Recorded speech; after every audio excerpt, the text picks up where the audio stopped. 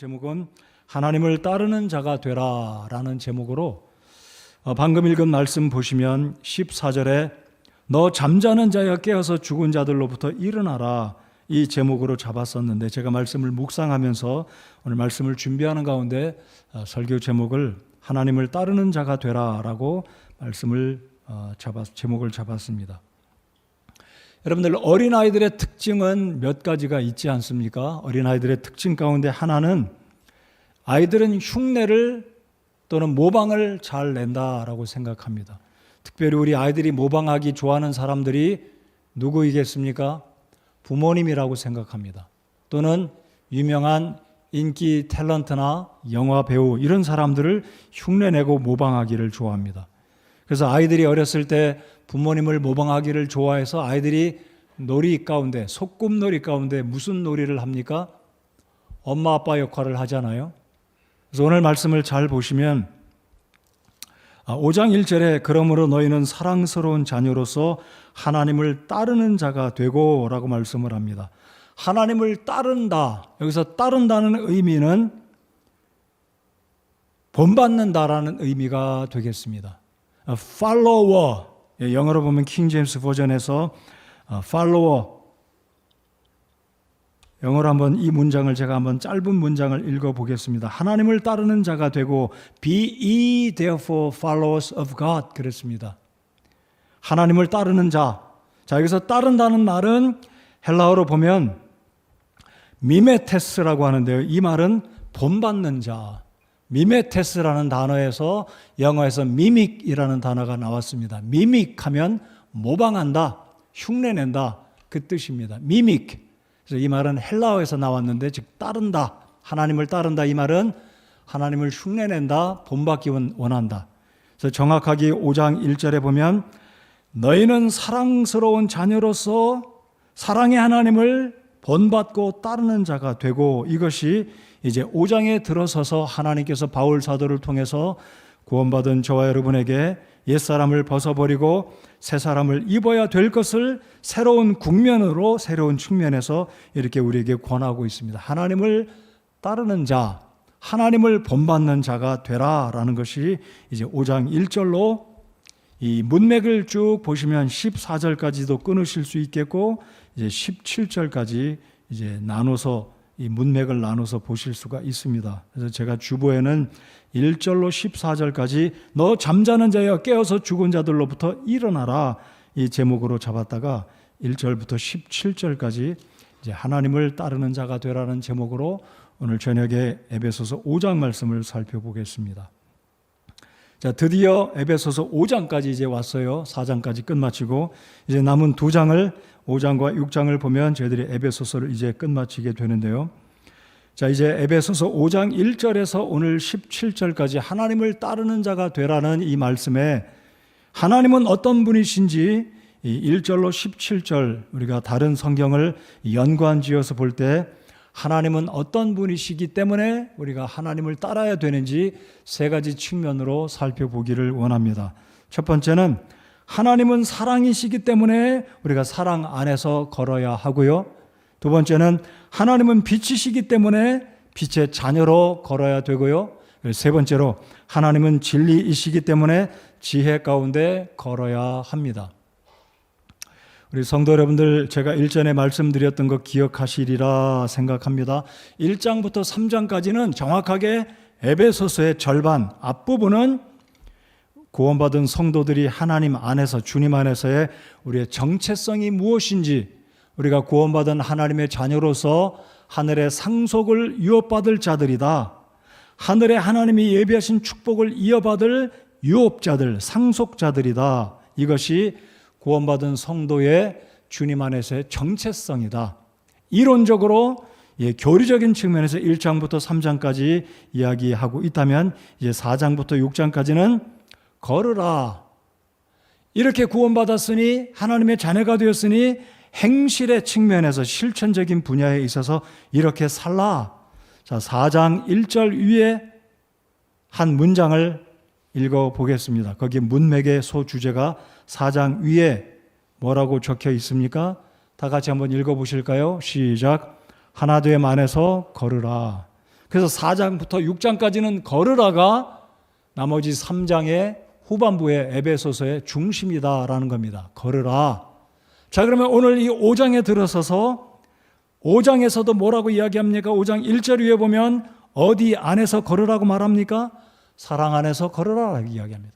자, 그러니까 에베소서 4장, 5장, 6장은 걷는 것에 대해서 우리가 어떻게 구원받은 사람으로 살아가야 할 것인지 행실적인 측면, 행위적인 측면, 즉 그리스도인의 실천적인 분야에 있어서 이렇게 살아야 할 것을 말씀하고 있다는 것입니다. 자, 그러면 세 가지를 오늘 5장 1절부터 17절까지 사랑 안에서 걸으며, 빛 가운데 걸으며, 지혜 안에서 걸으며, 진리 안에서 걸으며, 이 세 가지 분야를 한번 살펴보겠습니다.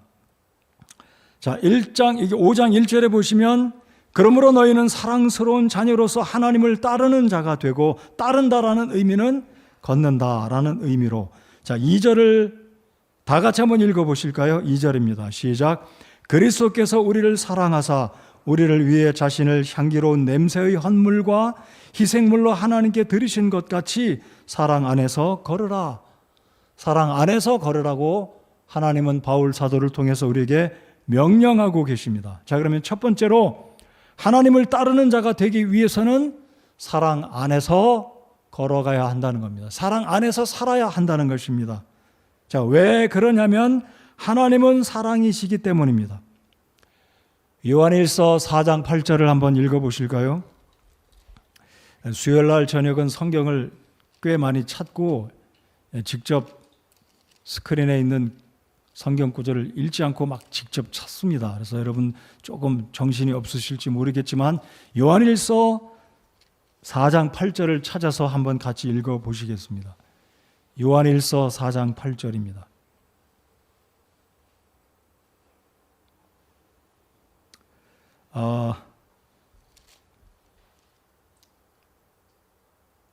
다 찾으셨으면 4장 8절을 같이 읽겠습니다. 제가 찾고자 하는 구절이 4장 8절은 아니지만 4장 8절을 읽겠습니다. 시작.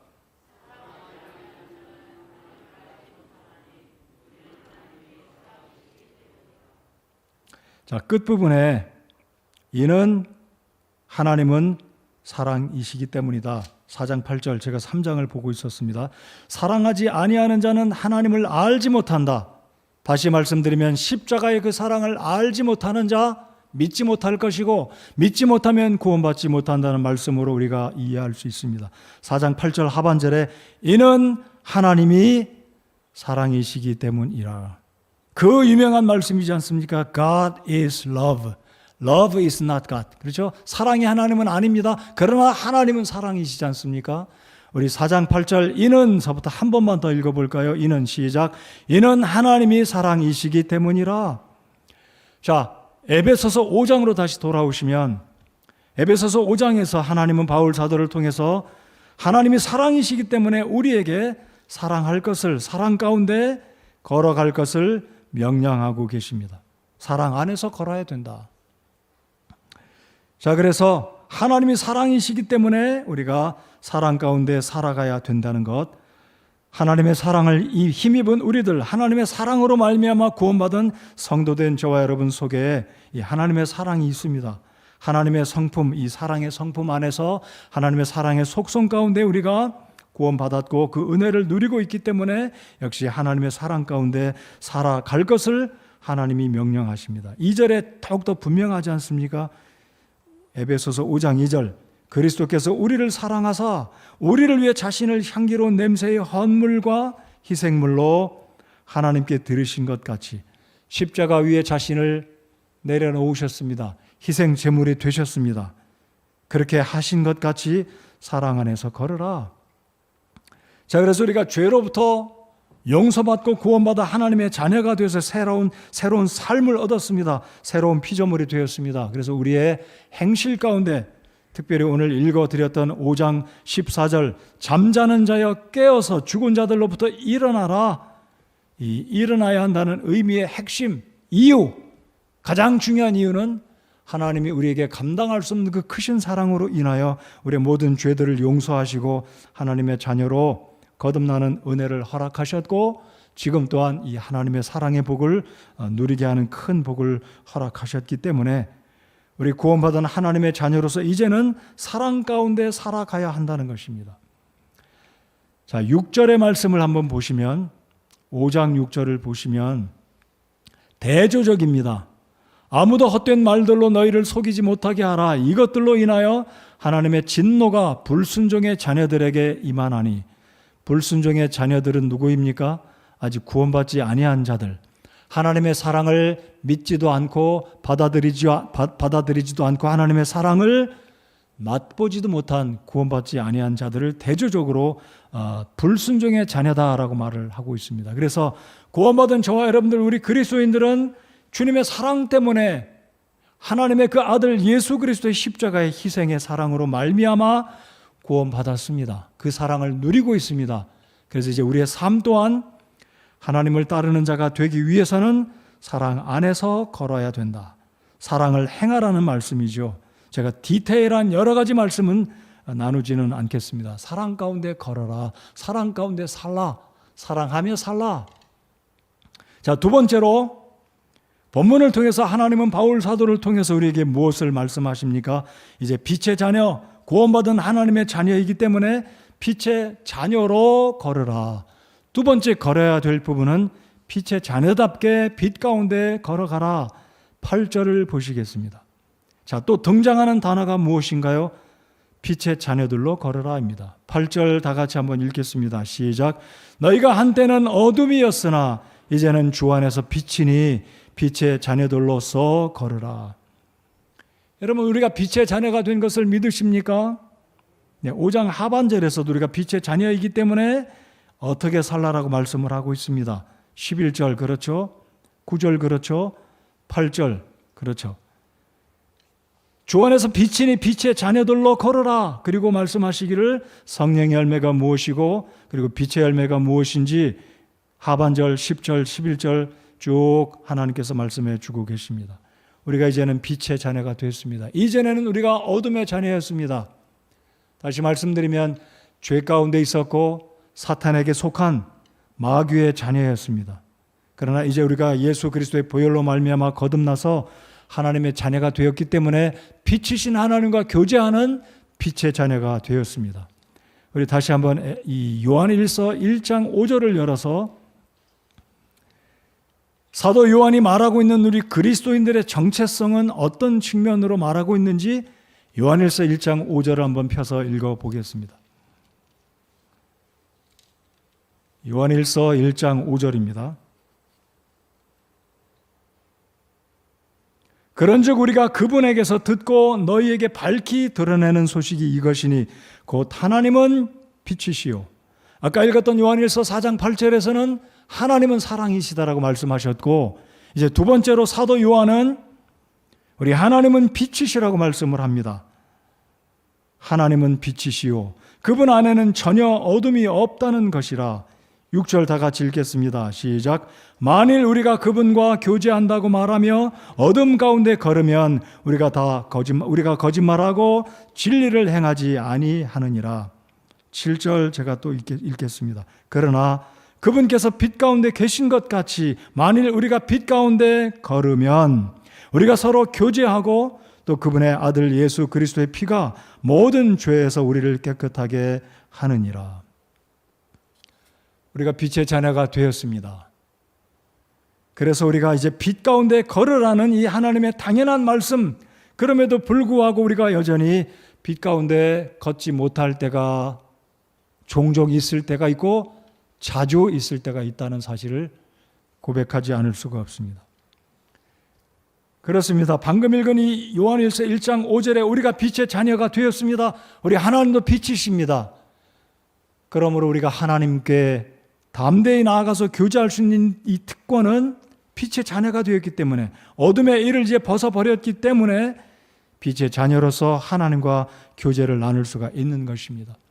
이 요한일서 1장 8절 9절은 무엇을 의미합니까? 10절 우리가 빛 가운데 거하고 빛의 자녀가 되었는데 만일 우리가 죄 없다 하면 여전히 하나님을 부인하는 하나님의 사랑을 부인하고 우리 스스로가 거짓말하는 것이다라고 말씀을 합니다. 그래서 빛이신 하나님과 교제를 하려면 빛 가운데 거하고 혹시라도 우리가 허물과 죄를 지으면 즉시 자백함으로 우리 모든 죄들을 예수님의 보혈로 용서받고 깨끗이 함을 입어서 빛이신 하나님께 나아가 우리 주님과 더불어 교제를 나누는 이 특권과 축복을 계속해서 감당하는 이것을 가리켜서 에베소서 5장에서 바울 사도는 빛의 자녀로 걸어가라라고 말씀을 합니다. 자, 그러면 에베소서 5장으로 다시 돌아오시겠습니다. 자, 그러면 사랑 가운데 걸어야 되는 것은 제가 구체적으로 여러 가지가 있겠지만 말씀은 드리지는 않겠고요. 자, 5장에 돌아와서 보시면 빛의 자녀로 빛 가운데 걸어가려면 어떻게 해야 되는지 4절, 10절, 3절 이 여러 가지를 이야기하고 계십니다. 자, 5장으로 넘어오셔서 4절 한번 보시겠습니다. 제가 지난주에도 말씀을 드렸지만 성령을 슬프게 하지 말라, 성령을 근심케 하지 말라라는 제목으로 말씀을 나눌 때 성령을 어떤 때 우리가 근심케 한다고 본문에서 말씀하고 있다고 지난번에 살펴보았습니까? 우리가 말 실수를 하게 되면 하나님의 성령께서 우리 안에서 근심하시고 슬퍼하신다라고 말씀을 드렸습니다. 근데 4절에서 또다시 하나님은 말씀하십니다.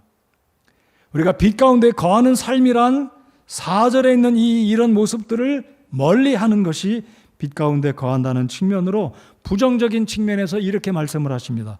4절 또한 추잡한 것이나 어리석은 이야기나 희롱하는 말도 적합하지 아니하니 하지 말고 무엇을 하지 말고요? 앞에서 언급한 이런 말들을 하지 말고 오히려 감사하는 말을 하라. 이것이 바로 빛 가운데 거하는 삶이라는 것입니다. 그래서 우리 가운데 희롱하는 말, 우리 초등학생, 우리 중고등부, 우리 여러분들 학교에서 예수님 믿지 않는 친구들이 어떤 친구들을 향해서 놀려대는 말, 희롱하는 말 하지 말아야 됩니다. 오늘 주님이 말씀하지 않아요? 추잡한 것이나 어리석은 이야기나 희롱하는 말도 적합하지 아니하니 그리고 하지 말고 오히려 감사하는 말을 하라. 고맙습니다.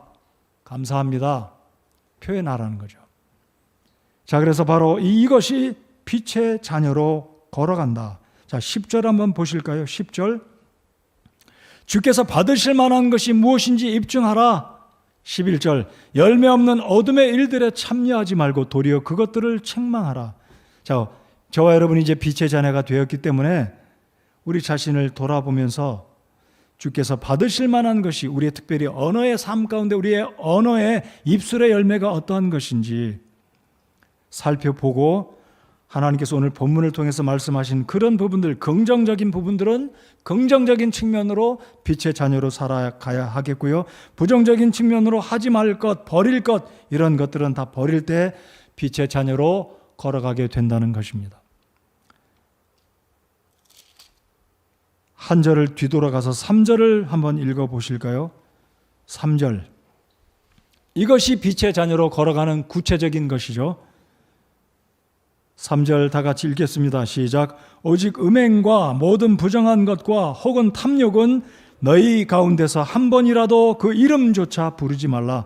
그것이 성도에게 합당하니라. 자, 이것이 어찌 보면 사랑과 연관된 사랑 가운데 걷는 것이고 두 번째는 빛 가운데 걷는 삶이란 바로 3절, 4절, 그리고 10절. 자, 이제 11절을 한번 보시겠습니다. 11절. 열매 없는 어둠의 일들에 참여하지 말고 도리어 그것들을 책망하라. 어둠의 일들은 열매가 없다는 것입니다. 9절에 성령의 열매는 구원받은 성도들 마음속에 하나님의 성령이 내주하시기 때문에 우리 속에 성령님이 계시면서 열매를 맺게 하십니다. 그 열매는 모든 선함과 의와 진리 안에 있다라고 9절에서 말씀하십니다. 자, 11절에 그것들을 책망하라 말씀하십니다.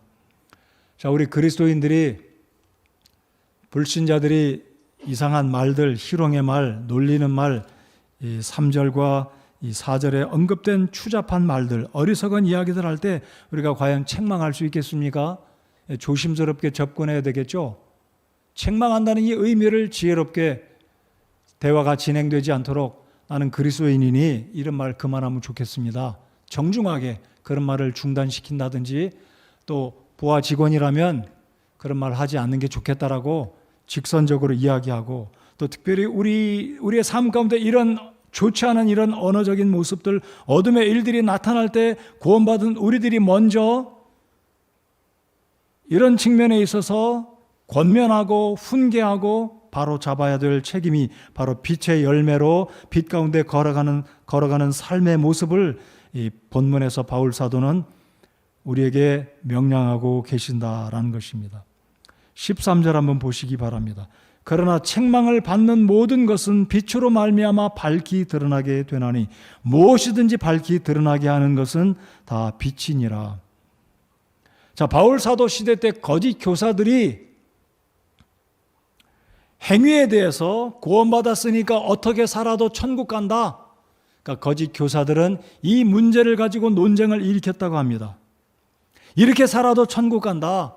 구원받았으니까, 빛의 자녀가 됐으니까 어떻게 살아도 천국 가는데, 행실에 대해서, 긍정적인 행실과 부정적인 행실에 대해서 자기들끼리 논쟁을 했다는 겁니다. 그래서 이 사실을 알고 있던 바울은 에베소 교회 성도들에게 오히려 그런 논쟁을 하는 거짓 교사들에게 현혹되어서 그리스도인들, 다시 말씀드리면 빛의 자녀들이 이전에 구원받지 않았을 때 행했던 언어의 행실들, 어둠의 열매들을 여전히 우리의 삶 가운데 있을 때는 그것을 끊고 책망하고 13절에 한 걸음 더 나아가서 밝히 드러내게 하라. 적극적인 측면에서 하나님은 구원받은 성도들에게 권고하고 있고, 권고의 측면보다 더 강하게 명령으로 빛의 자녀들답게 빛 가운데 걸으라라고 말씀하고 있다는 것입니다. 7절에 그러므로 너희는 그들과 함께 참여하는 자가 되지 말라. 여기서 말하는 그들은 누구이겠습니까? 어둠의 자녀들이기 때문에 그들의 대화 가운데 누추한 말, 여기에 3절, 4절, 5절에 언급된 여러 가지 6절 헛된 말들로 불순종의 자녀들, 이런 모든 언급들이 3절, 4절, 5절, 6절, 7절까지 이런 모습들을 바울 사도가 언급하면서 구원받은 우리 그리스도인들의 언어의 생활, 특별히 5절을 한번 더 보시기 바랍니다. 5절을 보시면 너희가 이것을 알거니와 음행을 일삼는 자나 부정한 자나 탐욕을 부리는 자, 그리고 곧 우상 숭배자는, 자, 그러면 앞에서 언급한 음행과 부정한 것과 탐욕을 부리는 자, 여러분, 우리 그리스도인들, 여러분이 음행은 하지 않더라도 탐욕은 있습니까, 없습니까? 우리 쪽에 탐욕이 있나요, 없나요? 탐욕이 있지 않습니까? 근데 그것을 가리켜 뭐라고 말씀하냐면 곧 우상 숭배자는, 자, 그러니까 탐욕을 우상 숭배자와 동일선상에 놓고 있다는 이야기를 지금 바울 사도가 7절에서 5절에서 하고 있는 것입니다. 여러분, 골로새서에 이런 말씀이 있습니다. 탐심은 곧 우상 숭배니라. 자, 그러니까 빛의 자녀는 3절, 4절, 5절, 6절 계속해서 이야기하는 이 구절들 가운데 혹시 우리의 삶 가운데는 이런 언행들이 있지는 않는지, 5절에서 음행을 일삼는 모습은 있지 않는지, 부정을 행하고 있지 않는지. 여기서 말하는 부정은 시험 볼 때 부정을 말하는 게 아닙니다. 뇌물을 받는 부정을 말하는 게 아닙니다. 이것은 음란한 생활, 음란한 생각을 본문에서 바울 사도가 말씀하고 있는 것입니다. 자, 그래서 우리 빛 가운데 거하는 하나님의 자녀가 되려면, 빛 가운데 살아가려면 3절, 4절, 5절 굉장히 디테일한 이 부분들을 언급한 이 부분들을 우리가 정신 차리고 깨어서 잠자는 자들 가운데 일어나서 거기서 나와야 될 때, 나올 때 우리가 빛 가운데 걸어가게 된다는 것입니다. 참 쉽지 않은 이야기죠. 우리 예수님이 이런 말씀하시지 않았습니까? 남자가 여인들을 보고 마음속으로 음욕을 품으면 이미 간음했다, 음행했다는 거죠. 자, 그러므로 우리의 삶 가운데 우리의 생각이 어떠한지, 우리의 언어는 어떠한지, 우리의 마음속의 생각은 어떠한지, 탐욕은 있지 않는지, 빛 가운데 걸어가는 이 삶은 정말로 쉽지 않은 부분들을 하나님께서 말씀을 하십니다. 7절 제가 다시 한번 읽겠습니다. 그러므로 너희는 여기서 말한 너희는 에베소 교회 성도들일 뿐만 아니라 저와 여러분들 구원받은 하나님의 자녀들이죠. 그러므로 너희는 그들과, 여기서 말한 그들은 누구입니까? 어둠에 속한 자, 구원받지 아니한 자, 빛의 자녀가 되지 않은 자들, 그들과 함께 참여하는 자가 되지 말라. 너희가 한때는 어둠이었으나 이제는 주 안에서 빛이니 빛의 자녀들로서 걸으라. 굉장히 어려운 부분들이지만 하나님의 능력을 의지하고 말씀을 의지할 때 우리가 빛 가운데 걸어갈 수가 있게 된다는 사실을 믿고 주의 성령의 능력을 간구하는, 그리고 기도로서 이 절제하고 빛 가운데 걸어가라는 이 주님의 명령, 첫째는 사랑 가운데 걸으라, 둘째는 빛 가운데 걸으라는 하나님의 말씀에 순종을 이루어가는 저와 여러분 모두가 되시기를 바랍니다. 자, 세 번째는 이제 15절부터 17절까지 하나님 바울 사도를 통해서 세 번째 걸어가야 할 것을 이제 말씀하고 계시는데, 세 번째는 무엇이냐면은 지혜 가운데 걸으라라는 것을 말씀하십니다. 이제 15절부터 17절까지, 자, 15절에 보시면 또 걸어라는 말씀이 있습니까?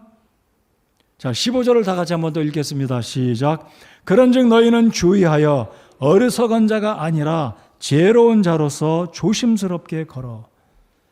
여긴 또 하나가 더 플러스가 됐어요. 앞에서는 사랑 가운데 걸어라, 둘째는 빛 가운데 걸어라, 그리고 셋째는 지혜로운 자로서 그냥 걷는 게 아니라 조심스럽게 걸어라.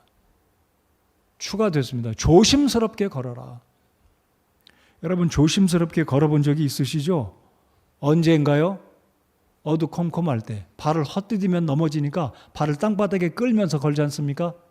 그렇잖아요.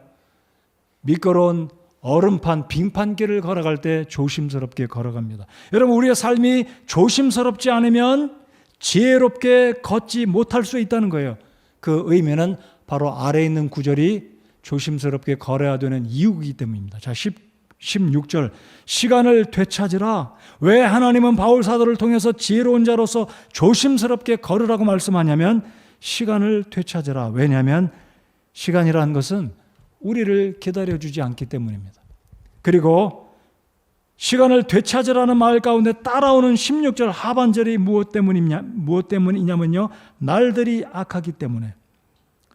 자, 17절 오늘 본문의 마지막 구절입니다. 17절 다 같이 읽겠습니다. 시작. 그러므로 너희는 지혜 없는 자가 되지 말고 오직 주의 뜻이 무엇인지 이해하라. 자, 오늘 하나님을 따르는 자가 되라고 말씀하십니다. 세 가지. 첫 번째, 어떻게 걸으라고요? 사랑 가운데 걸어가야 된다. 사랑 가운데 걸으라.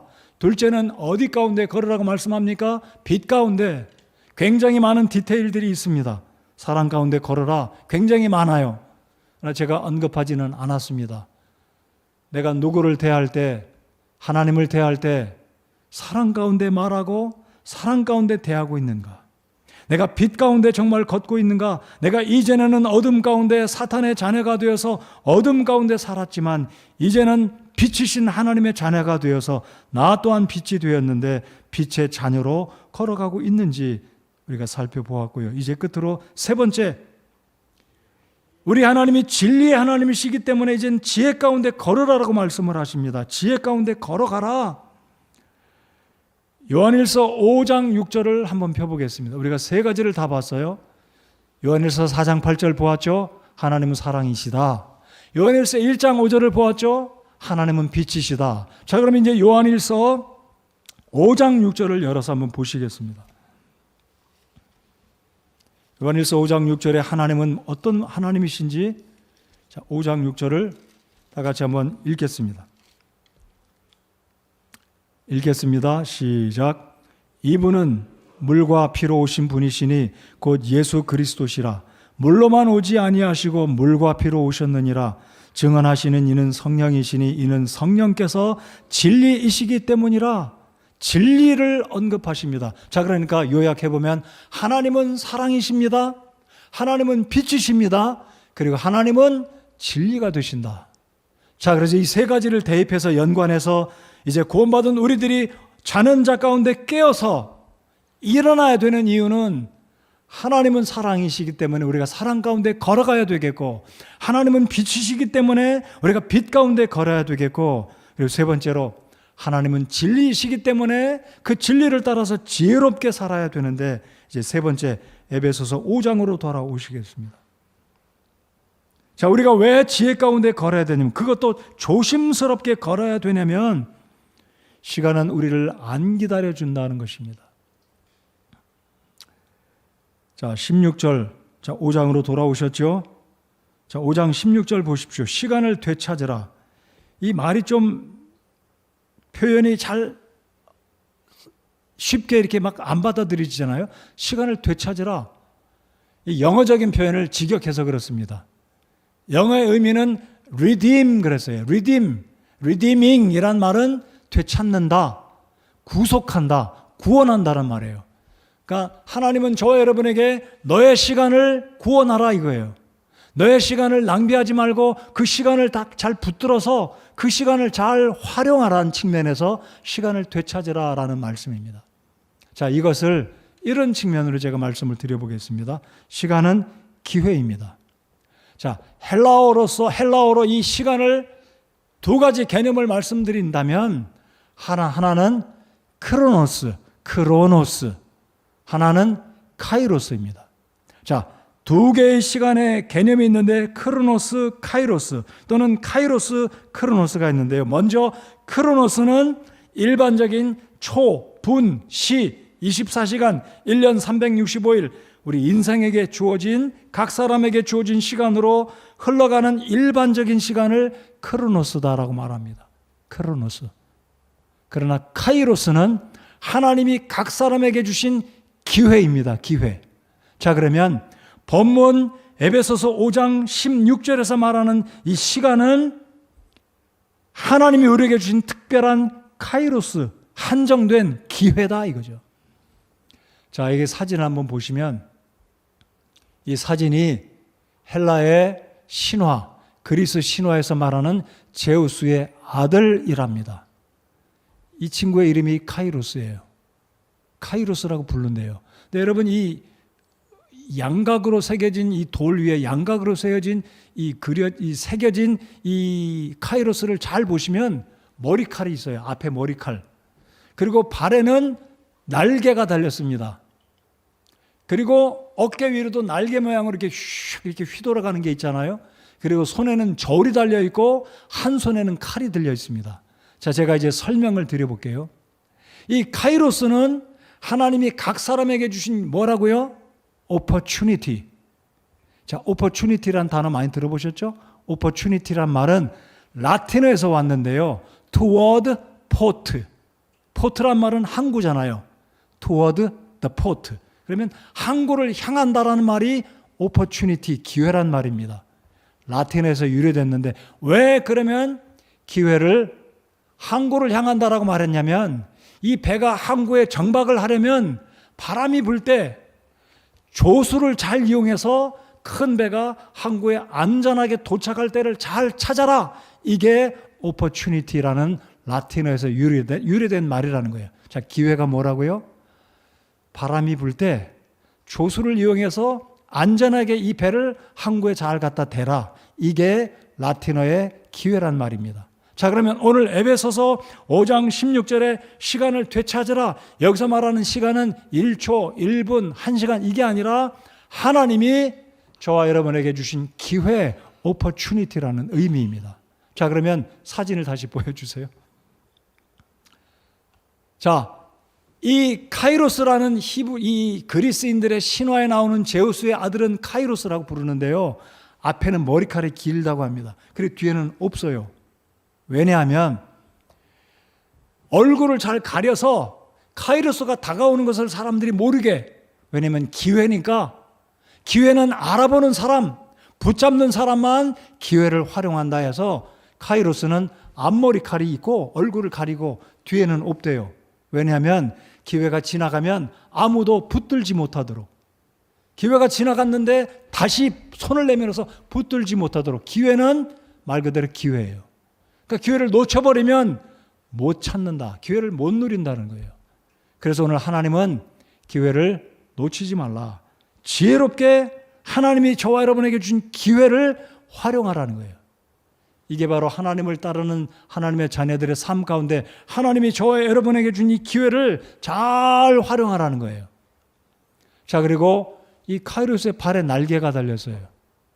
이거는 뭐냐면 빨리 날아가 버리도록, 다른 사람이 쫓아오지 못하도록 빨리, 이 기회는 그러니까 기회가 왔을 때 빨리 붙들어야 된다는 의미를 이 카이로스가 신고 있는 이 날개 달린 신발이 그렇다는 거예요. 그 다음에 카이로스가 손에 저울을 들고 있어요. 저울은 무엇인가 무게를 다는 거잖아요.